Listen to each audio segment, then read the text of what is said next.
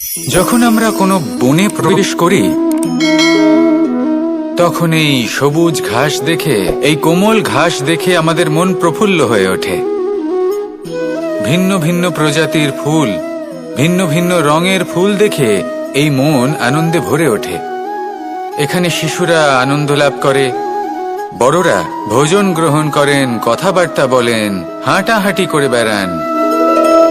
এবার ভেবে দেখুন, যখন এই উপবনের নির্মাণ হয়েছিল সেই সময় যদি এই মাটিকে সঠিকভাবে খনন না করা হতো, যদি তাতে সঠিকভাবে বীজ রোপণ না করা হতো, যদি কোনো সংঘর্ষ না হতো, পরিশ্রম না করা হতো, যদি চলতে চলতে পায়ে কাঁটা না বিঁধে যেত, তাহলে এই সুন্দর বন দেখে আমরা কি এই আনন্দ লাভ করতে পারতাম? কখনোই নয়। ধরুন কোনো নদীর তটে সুন্দর একটি বন আছে, সেই বনের আনন্দ লাভ করতে গেলে আপনাকে সেই নদী পার করতেই হবে। যদি সুখের নদীর কাছে পৌঁছতে চান, তাহলে তটে যে কাঁটা রয়েছে সেগুলোর সাথে সংঘর্ষ করতেই হবে। এই সংসারে যদি আপনি সুখ লাভ করতে চান, তাহলে সুখ লাভের এই যাত্রা শুরু করতে হবে সংঘর্ষ দ্বারা। তাহলে সংঘর্ষকে স্বাগত জানান, এর পেছনেই সুখ রয়েছে যা আপনার জন্য অপেক্ষা করছে। এবার হাসুন আর আমার সাথে ভালোবেসে বলুন, রাধা রাধা। আপনি কখনো কাউকে পর্বতে আরোহণ করতে দেখেছেন? বা আপনি কখনো নিজে কোনো পর্বতে আরোহণ করেছেন? করে থাকলে আপনি এই বিষয়ে অবশ্যই জানবেন যে যখন আমরা শিখরের দিকে এগোই, ওপরের দিকে এগিয়ে চলি, তখন আমাদের একটু ঝুঁকে পথ চলতে হয়। তখনই আমরা সেই পর্বত আরোহণ করতে পারি। কিন্তু যে ব্যক্তি নিচের দিকে ফিরে আসছেন, তিনি কিন্তু ঝুঁকে চলেন না, তিনি দৃঢ়ভাবে সোজা হয়ে নিচে নামেন। এই ভারসাম্য বজায় রাখার এই খেলাতে সংসারের একটা সার লুকিয়ে রয়েছে। যদি আপনিও জীবনে উঁচুতে উঠতে চান, শিখরে পৌঁছতে চান, তাহলে আপনাকেও নত হয়ে, বিনম্র হয়ে সামনে এগোতে হবে। সেখানে যদি আপনি বুক চিতিয়ে, উদ্ধতভাবে, অহংকার বোধ নিয়ে চলতে থাকেন, সেখান থেকেই আপনাকে নিচে নামতে হবে। কোনো ব্যক্তি তার বিনম্র স্বভাব দেখেই বোঝা যায় যে সেই ব্যক্তি সাফল্যের শিখর দেশে আরোহণ করছে নাকি নিচে তথা খাদের দিকে যাত্রা করছে। তাই সবসময় বিনম্র থাকুন, শ্রেষ্ঠ কর্ম করুন, পরিশ্রম করুন, আর আমার সাথে ভালোবেসে বলুন, রাধার। মানুষ একটা অত্যন্ত শ্রেষ্ঠ কর্ম করতে পারেন, সেটা হলো ভুলে যেতে পারা। আর সেটা বরদানের চেয়ে কম কিছু নয়। মানুষকে যখন কোনো কারণে নিজের প্রিয়জনদের থেকে দূরে যেতে হয়, তখন মনে দুঃখ জাগ্রত হয়, তিনি সেই দুঃখকে ভুলতে পারেন। কখনো কোনো সম্পর্ক থেকে যদি দুঃখ পেয়ে থাকেন, তখন সেই দুঃখকে ভুলতে পারেন। কিন্তু এই সংসারের প্রত্যেক আবেগ, প্রত্যেক বস্তু ভুলে যাওয়া উচিত নয়। বিশেষ করে আমাদের প্রিয়জন, আমাদের পরিবারের সদস্য, যখন এই সংসার থেকে ওনারা চলে যান, তখন যে সৎকর্ম ওনারা করেছেন, যে প্রেরণা ওনারা আমাদের প্রদান করেছেন, কখনো ভুলে যাওয়া উচিত নয়। যখন আপনি কোনো উঁচু স্থানে পৌঁছে যান, আপনি সাফল্য লাভ করেন, তখন সেই সকল বন্ধুদের ভোলা উচিত নয় যারা আপনার সাথে আরম্ভ থেকে ছিল, যারা সব সময় আপনাকে সাহায্য করেছে। আপনার সাথে ভালোবেসে বলুন, রাধা রাধা। কখনো কখনো আমরা শুভ উদ্দেশ্য নিয়ে কারোর মঙ্গল কামনা করি, তার জন্য কোনো ভালো কর্ম করি, এবং সেই ব্যক্তি আমাদের বন্ধুত্ব নিয়েই, আমাদের সম্পর্ক নিয়ে, আমাদের সততা নিয়ে প্রশ্ন করতে থাকে, আমাদের সন্দেহ করে। তখন আমাদের দুঃখ হয়, কিন্তু এটা হওয়া উচিত নয়। কারণ যখনই কোনো ব্যক্তি আপনাকে সন্দেহ করছে, তাতে আপনারই মূল্য বৃদ্ধি পাচ্ছে। একটা কথা বলুন, আপনি কখনো শুনেছেন যে কয়লার শুদ্ধতার পরিমাপ করা হচ্ছে? শোনেননি, কারণ এমনটা কখনো হয়ই না। শুদ্ধতার পরখ শুধুমাত্র সোনার ক্ষেত্রে করা হয়। যখন এই সোনা এই পরীক্ষায় উত্তীর্ণ হয়, তখন সেই সোনা কতটা মূল্যবান সেটা সংসার জানতে পারে। সেই রকমই এই সংসার আপনাকেও পরখ করবে। যখন আপনি এই পরীক্ষায় উত্তীর্ণ হবেন, তখন আপনার মূল্য কতটা অধিক সেটা এই সংসারও জানতে পারবে। সেই জন্য যখনই কেউ আপনার উপর সন্দেহ করবে, দুঃখ পাবেন না। শুধু এই কথাটার খেয়াল রাখবেন, আপনি কি উচিত পথে চলেছেন, উচিত কর্ম করছেন। সকলের প্রতি আপনার মনে যেন সদ্ভাবনা। মানুষের এই সংসারে জীবনযাপন করার জন্য কিছু জিনিসের প্রয়োজন পড়ে। এমন কিছু আবেগ, এমন কিছু বস্তু আছে যেগুলো তার প্রয়োজন হয়। কিন্তু সব থেকে বেশি যে জিনিসটা তার প্রয়োজন হয় সেটা হলো সম্মানের। আমাদের ভালো লাগে যখন কেউ আমাদের সম্মান করে। আমরা কাউকে সম্মান করলে তারও সেটা ভালো লাগে। কিন্তু আপনি দেখবেন যে সংসারে বেশিরভাগ মানুষ দুটি মাপদণ্ডের ভিত্তিতে সম্মান করেন। হয় বয়স দেখে করেন বা উপার্জন দেখে, অর্থাৎ সেই ব্যক্তি কতটা উপার্জন করেন। এবার ভেবে দেখুন, এটা আবশ্যক নয় কারোর বয়স যদি বেশি হয় তার বুদ্ধিও ততটাই বেশি হবে।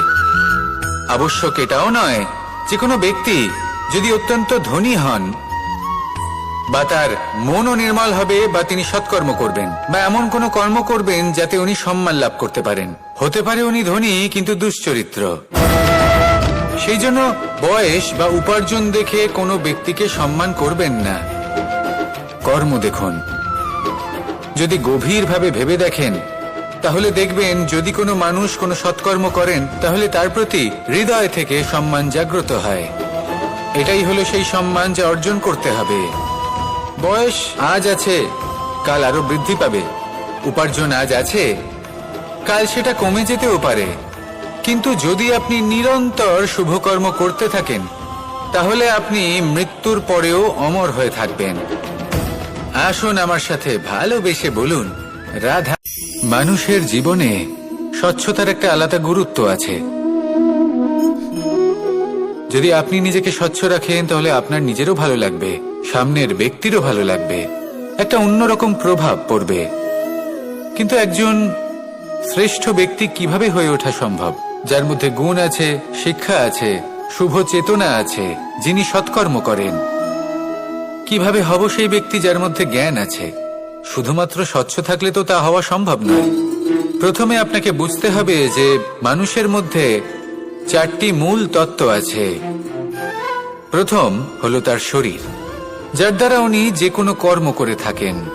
দ্বিতীয় তত্ত্ব হলো তার মন, যার দ্বারা কোনো কর্ম করার জন্য সে নিজেকে প্রেরণা দিতে থাকে।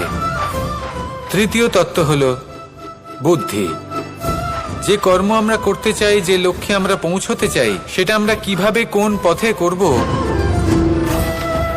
সেটা স্থির করা যায় বুদ্ধি দিয়ে। আর চতুর্থ তত্ত্ব হলো আত্মা। আত্মা হলো এমন এক তত্ত্ব যার কোনো সমাপ্তি নেই। আত্মা হলো অজয়। কিন্তু এরও শুদ্ধিকরণের প্রয়োজন হয়। এই চারটি তত্ত্বের শুদ্ধিকরণ করতে থাকুন, এদের নির্মল রাখুন, শুদ্ধ রাখুন। এবং এটা কিভাবে হবে? শুভ চেতনা দ্বারা, জ্ঞানের দ্বারা, এবং সব থেকে বেশি গুরুত্বপূর্ণ প্রেমের দ্বারা। আসুন আমার সাথে ভালোবেসে বলুন, রাধা। মানুষের জীবনে উন্নতি লাভ করার জন্য তিনটি স্তম্ভের প্রয়োজন হয়। প্রথম স্তম্ভ শিক্ষা। এই শিক্ষা আমাদের জ্ঞান প্রদান করে। দ্বিতীয় স্তম্ভ ব্যবসা, যার দ্বারা আমরা ধন উপার্জন করি। তৃতীয় স্তম্ভ হলো আমাদের ঈশ্বর, আমাদের ইষ্ট। এনার সাথে যদি আমরা জুড়ে থাকতে পারি তাহলে এমন একটা মানসিক বল আপনি লাভ করবেন যেটা এই সংসারে আর কোথাও পাওয়া সম্ভব নয়। কিন্তু মানুষ অনেক সময় জীবনে এই তিনটি স্তম্ভ লাভ করা সত্ত্বেও সামনে অগ্রসর হতে পারেন না। তখনও জীবনে কঠিন পরিস্থিতি আসতেই থাকে। এমনটা ঠিক কেন হয়? কারণ সে জীবনে এই তিনটি স্তম্ভ লাভ করে নেয়, জীবনে প্রয়োগও করে, কিন্তু তার ভিতের কথা সে ভুলেই যায়। যেমন প্রথম স্তম্ভ অর্থাৎ শিক্ষা। এই শিক্ষার আধার হলো শুভ চেতনা। যদি অন্তরে শুভ চেতনা না থাকে তাহলে এই শিক্ষার কোনো গুরুত্ব থাকে না। দ্বিতীয় স্তম্ভ ব্যবসা। পরিশ্রম করে উপার্জন করতে হবে, এই কথাটা আমরা সবাই জানি এবং সবাই চেষ্টাও করি। কিন্তু ব্যবসা করতে করতে আমরা এটা ভুলে যাই আমাদের ব্যবহার কেমন হয়ে পড়েছে। এই ব্যবহার যদি শুভ হয় তা এই সংসারের একটা নিয়ম আছে, বা বলতে পারেন লোকে তাই বলে, যে শক্তিশালী হয় সে শক্তিহীনকে নত করে দেয়। এমনটাই হয়, তাই না? আবশ্যক নয়, কখনো কখনো এমনও হয় একজন অসমর্থ ব্যক্তি সমর্থ ব্যক্তিকে নত করে দেন। এটা সম্ভব, এও হতে পারে। আর এটা তখন হতে পারে যখন তার মধ্যে ভালোবাসার শক্তি থাকে। ভালোবাসার শক্তি এই সংসারে সবথেকে বড় শক্তি হয়। এই ভালোবাসার শক্তি দ্বারাই নির্ধন সুদামা আমাকে দিয়ে নিজের পা ধুইয়ে নিল, কিছু না বলেই, কিছু না চেয়েই। এই কর্মের আধার ছিল শুধুমাত্র ভালোবাসা। খুব শক্তিশালী হয় এই ভালোবাসা। ভালোবাসার শক্তি দ্বারাই আপনি হিমালয় পর্বতকে নত করতে পারেন, তাহলে কি অসম্ভব হতে পারে? এই ভালোবাসার শক্তির সঞ্চার করুন, আর এই ভালোবাসার সাথেই বলুন রাধা রাধা। একদিকে হলো আঙুর আর অন্যদিকে কিশমিশ। দেখতে গেলে এই দুটোই সবারই খুব প্রিয়, শিশু হোক, যুবক হোক বা কোনো বৃদ্ধ ব্যক্তিই হোক না কেন। আর দেখতে গেলে এই কিশমিশ, এটা আঙুর থেকেই আসে, তারই অন্য একটি রূপ। কিন্তু কখনো হাটে যান আর গিয়ে জিজ্ঞেস করুন যে এই কিশমিশ আর আঙুর, এই দুইয়ের মধ্যে অধিক মূল্য কার? আপনিও নিশ্চয়ই জানবেন যে কিশমিশের মূল্য আঙুরের থেকে অনেক গুণ বেশি। এবার এরকম কেন হয়? এর পেছনে কি কারণ থাকতে পারে? একদিকে হলো সেই আঙুর যা টাটকা অবস্থায় গাছ থেকে পেড়ে খাওয়া যায়, আর অন্যদিকে হলো কিশমিশ যাকে মাসের পর মাস রোদে ফেলে রাখা হয়। একদিকে আঙুর যা কিনা অত্যন্ত রসালো, আর কিশমিশে কোনো রসই নেই। একটি হলো অত্যন্ত কোমল এবং সুন্দর, অন্যটি অমসৃণ এবং তাতে বিন্দুমাত্র সৌন্দর্য নেই, তাও তার মূল্য বেশি। এইসব কেন হয়? এই কারণেই হয় কারণ সেই আঙুর অনেক মাস পর্যন্ত রোদ সহ্য করে থাকে, কষ্ট সহ্য করে থাকে, তবেই সেই আঙুর কিশমিশে পরিণত হয়। এবার জীবনের কড়া রোদ যাকে সহ্য করতে হয়, তার সাথেও এটাই হয়ে থাকে, তারও মূল্য আপনা থেকেই বৃদ্ধি পায়। আপনার জীবনে আপনার গুণ, আপনার প্রতিভা, তা অত্যন্ত গুরুত্বপূর্ণ। কিন্তু যখন আপনি অভিজ্ঞতা লাভ করেন, তখনই সেই অভিজ্ঞতা আপনার গুণ এবং প্রতিভাকে আরো অনেক বেশি শ্রেষ্ঠ করে তোলে। তাই জীবনের কঠোর রোদের মধ্যেও দাঁড়িয়ে থাকাটা শিখে নিন, সাহসের সাথে কঠিন পরিস্থিতির সম্মুখীন হওয়াটা শিখে নিন। ঠিক এইভাবেই অভিজ্ঞতা লাভ করতে হয়, আর এই অভিজ্ঞতা আপনার মূল্য বৃদ্ধি করতেই থাকবে, করতেই থাকবে। আর তখন এই মন প্রসন্ন হয়ে বলবে রাধা রাধা। আমাদের সকলের জীবনেই দুই ধরনের ব্যক্তি থাকেন, বন্ধু এবং শত্রু। তারা হলেন আমাদের প্রিয় বন্ধু, যারা আমাদের জীবনে সবসময় আমাদের পাশে থাকেন। কখনো কখনো আমরা তাদের জন্য কিছুই করি না, তাও তারা আমাদের আনন্দ প্রদান করেন, ভালোবাসা প্রদান করেন। আর অন্যদিকে থাকে আমাদের শত্রু। দেখতে গেলে যখন আমরা জন্ম নিই, তখন কিন্তু আমাদের কোনো বন্ধু থাকে না, আমাদের কোনো শত্রুও থাকে না। কিন্তু যত ধীরে ধীরে আমরা জীবনে এগোতে থাকি, আমাদের বয়স বাড়তে থাকে, তখন আমাদের বন্ধু আর শত্রু এই দুইয়ের সংখ্যা বাড়তে থাকে। আর সেই সবকিছু নির্ভর করছে আমাদের কথার ওপর এবং আমাদের ব্যবহারের ওপর। এবারে আপনি যদি কোনো ব্যক্তিকে স্বাগত জানান উদার চিত্তে, ভালোবেসে, তাহলে সেই ব্যক্তি আপনার বন্ধু হবেই হবে। কিন্তু যদি আপনি নিজে হাতে কাউকে সামনে অগ্রসর হতে বাধা দেন, বিনা কারণে তার সাথে খারাপ ব্যবহার করেন, তাহলে তার মনে শত্রুতার বোধ অবশ্যই জেগে উঠবে। আর রইল বিষয় কথার, যদি আপনার কথা মধুর হয়, তাহলে সবাইকে আপনি আপন করে নিতে পারবেন। এই কথাই যদি কটু হয়, তাহলে আপনার আপনজনেরাও দূরে চলে যেতে পারে। তাই নিজের কথার ওপর সংযম রাখুন এবং নিজের আচরণ উদার করে তুলুন। জীবনে সুখই সুখ থাকবে। আসুন আমার সাথে ভালোবেসে বলুন রাধা। এই সংসারে সব থেকে ভয়ানক এবং গভীর অন্ধকার কোনটা? সেটা যখন মেঘ সূর্যকে ঢেকে দেয় এবং সংসার অন্ধকারাচ্ছন্ন হয়ে ওঠে, নাকি তখন যখন সূর্যাস্তের সময় ঘনিয়ে আসে, সূর্য ঢলে যায় এবং এই সংসারে অন্ধকার ছেয়ে যায়, নাকি সেই অমাবস্যার রাত্রি যখন চতুর্দিকে ঘন অন্ধকার থাকে এবং চন্দ্রমার প্রকাশ কোথাও থাকে না? না, এই সংসারে সব থেকে বেশি ভয়ানক অন্ধকার হল মানসিকতার অন্ধকার। মানসিকতা খুব গভীর একটা বিষয়। এই মানসিকতাই সত্যের রূপ ধারণ করে এবং আমাদের এই মানসিকতা এবং বিবেকে একটা সূর্য থাকে। যদি আমরা এটা জীবন থেকে বের করে ফেলি, তাহলে নিরাশা, হতাশা, অসফলতা এর এমন এক ঘন অন্ধকারে আমরা ফেসে যাব যে তার থেকে বাইরে বের হওয়া প্রায় অসম্ভব ব্যাপার হয়ে দাঁড়াবে। বড়ই কঠিন হয় সেই সময়। সেই জন্য ইতিবাচক মনোভাব থাকা খুব প্রয়োজনীয়। এটা ভাববেন না যে এটা আমার সাথে কেন হলো, এই সমস্যা কেন এলো, ওই ব্যক্তি আমার সাথে এটা কেন করলেন। এটা ভাবুন যে আমি জীবনে যে পরিস্থিতিতে দাঁড়িয়ে আছি তার থেকে আমি ঠিক কিভাবে বাইরে বেরোতে পারবো। যতই ঘন অন্ধকার থাকুক না কেন, খুব ছোট একটা প্রদীপের প্রকাশ আমাদের পথপ্রদর্শক হয়ে দাঁড়াতে পারে। আর আমাদের জীবনে এই ছোট্ট একটা প্রকাশ হলো আশা। এই আশার একটি কিরণ আমাদের অত্যন্ত গাঢ় অন্ধকারেও পথ দেখাতে পারে।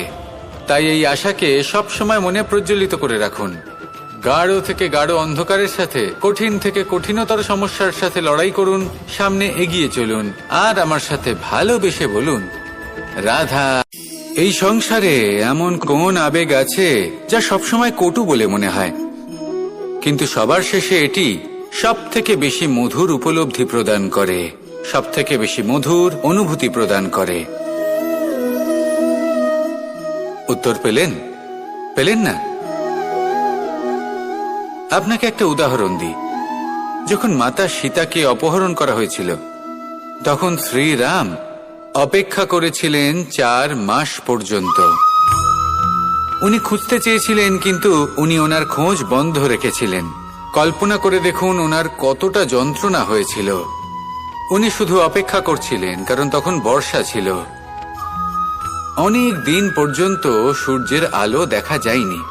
উনি জানতেন এরকম সময় বানর সেনার পক্ষে বনের মধ্যে পথ খোঁজা খুবই কঠিন কাজ হবে। সাগর পার করা অত্যন্ত কঠিন হয়ে দাঁড়াবে। তারা হয়তো বনের মধ্যে পথ হারিয়ে ফেলবে। উনি অপেক্ষা করলেন, আর এই অপেক্ষার ফল হিসেবে উনি কি লাভ করলেন? সাগরে সেতু নির্মাণ করলেন এবং মাতা সীতাকে সসম্মানে আবার ফিরিয়ে আনলেন। যদি শ্রীরাম অপেক্ষা না করতেন, তাহলে হয়তো এই সবকিছু কখনোই সম্ভব হতো না। এটাই হলো শক্তি ধৈর্যের। এটাই হলো আমাদের কাছে শিক্ষা। এই ধৈর্যই প্রত্যেকবার আমাদের অত্যন্ত কঠিন বলে মনে হয়। ধৈর্য ধরা অত্যন্ত কঠিন, কিন্তু অবশেষে এটাই সব থেকে শ্রেষ্ঠ ফল দান করে, সব থেকে মধুর উপলব্ধি, সব থেকে মধুর অনুভূতি প্রদান করে। তাই ধৈর্য ধরে থাকুন, সবকিছু শুভ হবে। আর তখন এই মন প্রফুল্ল হয়ে বলবে, রাধা রাধা।